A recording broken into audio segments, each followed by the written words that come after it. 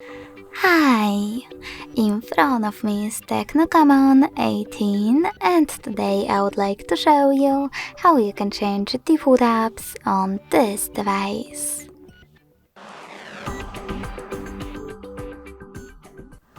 First of all, go into Play Store and install your new defaults.